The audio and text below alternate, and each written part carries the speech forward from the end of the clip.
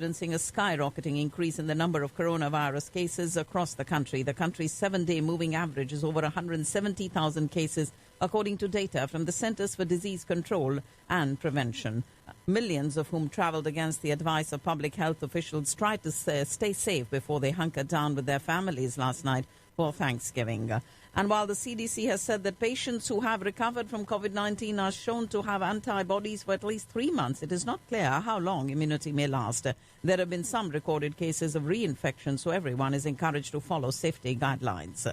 In a surprise news conference yesterday on Thanksgiving Day, President Trump took questions from the press for the first time since losing re-election, but he doubled down on his rigged election claims and appeared to deny the reality that his presidency is ending, saying it will be very hard for him to concede to Joe Biden. President Trump said he would concede if the Electoral College elected President-elect Joe Biden and would leave the White House, but he vowed to continue pursuing poll fraud allegations until then, undeterred by the dismal impact of his lawsuits and challenges.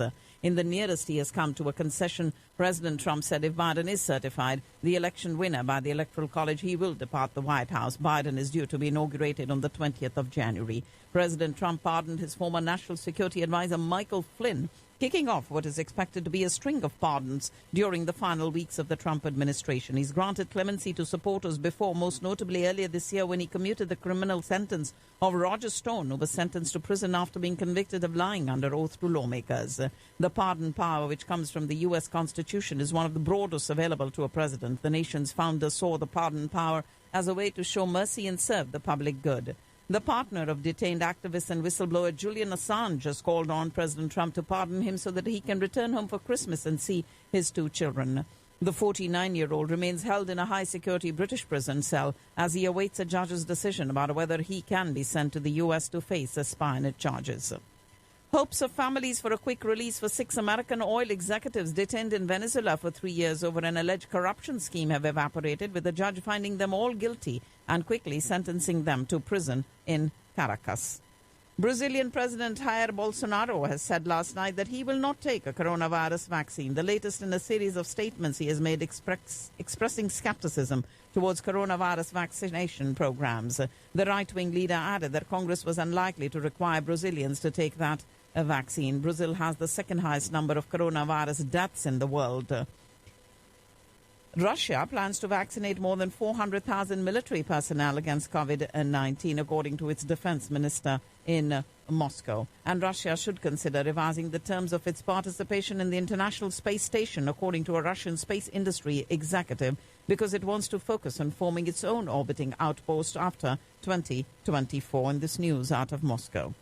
A Fly Dubai aircraft landed in Dubai from Tel Aviv, the first scheduled commercial flight between the two cities following the normalization of ties between the United Arab Emirates and Israel. Israel's blockade of the Hamas-ruled Gaza Strip has cost the seaside territory as much as $16.7 billion in economic losses and sent poverty and unemployment skyrocketing, according to this report today from the United Nations. Ethiopian Prime Minister Abiy Ahmed again ruled out dialogue with the leaders of the defined Tigray region, but said he's willing to speak to representatives operating legally there during a meeting with 3 African Union special envoys trying to end the deadly conflict between federal troops and the region's forces. After being ensconced in power in Ethiopia's northern Tigray region for nearly 3 decades, the Tigray People's Liberation Front could be prepared to return to the mountains to launch a guerrilla war against the federal government. The Saudi-led coalition fighting Houthi forces in Yemen have carried out a series of air raids on the barracks used by the Iran-aligned group in and around the Yemeni capital of Sana'a this morning. And Turkish prosecutors launched an investigation today into the search of a Turkish commercial freighter by the crew of a German frigate participating in a European Union mission to enforce an arms embargo on Libya. Turkey today also rejected a call by the European Parliament for sanctions against Ankara over President Tayyip Erdogan's recent visit to the breakaway Turkish Cypriot state in North Cyprus. And a row over where to house African migrants increasingly arriving by boat on Spain's Canary Islands deepened when the mayor of the most affected town urged the Spanish government to transfer them out of local hotels. England added Estonia and Latvia to its traveller quarantine list from the 28th of November, which is tomorrow. People arriving from those 2 countries will be required to self-isolate for 14 days. Ireland's cabinet will be asked to approve the reopening of restaurants and pubs that serve food from the 7th of December, a week after non-essential retailers will be allowed to open their doors again. Ireland became one of the first European countries to reimpose tough COVID-19 constraints last month. Meanwhile, France reported over 13,500 new coronavirus infections yesterday, compared with over 16,200 on Wednesday and over 21,000 a week ago, suggesting the spread of the virus continued to slow in the fourth week of a national lockdown. Ladies and gentlemen, you're listening to the World News on Radio Caravan. North Korean leader Kim Jong-un has ordered at least 2 people executed, banned fishing at sea and locked down the capital of Pyongyang as part of frantic efforts to guard against the coronavirus and its economic damage.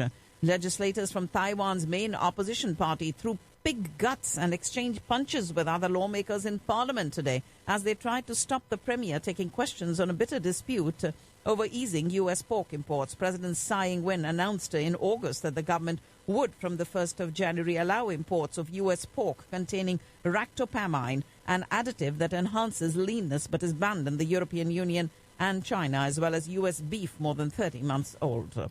A Canadian police officer has denied conducting a cover-up and tailoring her evidence as she was challenged by Meng Wanzhou's lawyer yesterday about the handling of information from the Huawei executive's electronic devices and whether it was sent to the American FBI.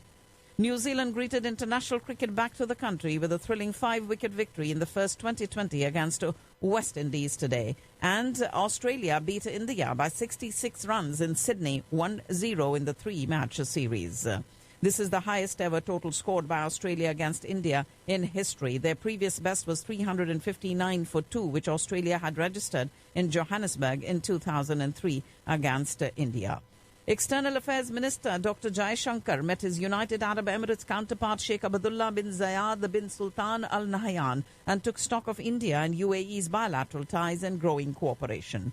A MiG-29K trainer aircraft of the Indian Navy operating from the aircraft carrier INS Vikramaditya met with an accident over the Arabian Sea last night. One pilot recovered. The search by air and surface units is in progress for the second pilot, and an inquiry has been ordered to investigate this incident. Prime Minister Modi will be flying into Hyderabad, Ahmedabad and Pune tomorrow to take stock of COVID-19 vaccine development work at facilities there. Daily cases of the COVID-19 in India held steady below the 45,000 mark for yet another day, even as the rising trend in active cases continued.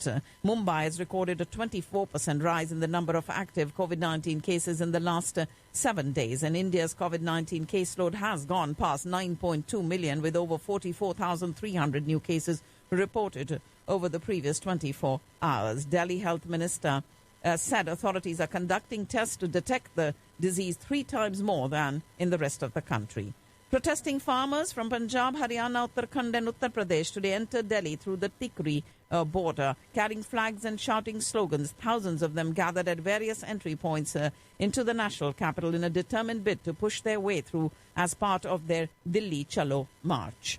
The Goa government will host year-long celebrations to mark the Diamond Jubilee year of the state's liberation from Portuguese rule that begins next month.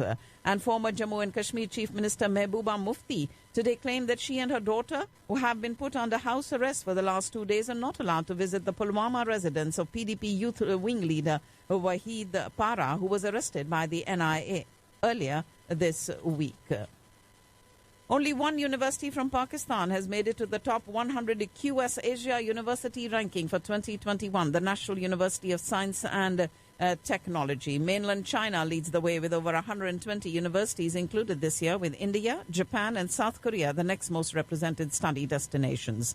Pakistan cricket team's behavior in their biosecure facility in Christchurch had significantly improved, according to New Zealand's Ministry of Health today, just 24 hours after the tourists had been warned about breaching COVID-19 protocols.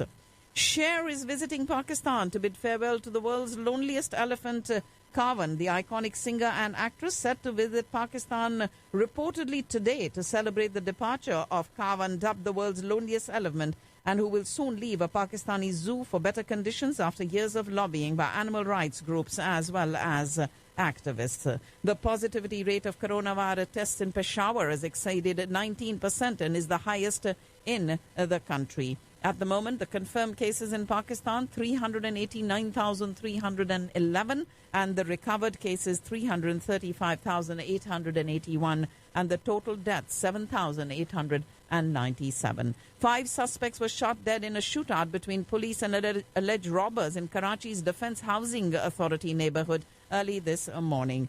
And an emotional day for Bakhtumar Bhutto Zardari as she gears up for her engagement. It's finally happening after much hoopla on social media with users falsely claiming that she got engaged in secret. The day has finally arrived today for her engagement. And that, ladies and gentlemen, is all that I have in the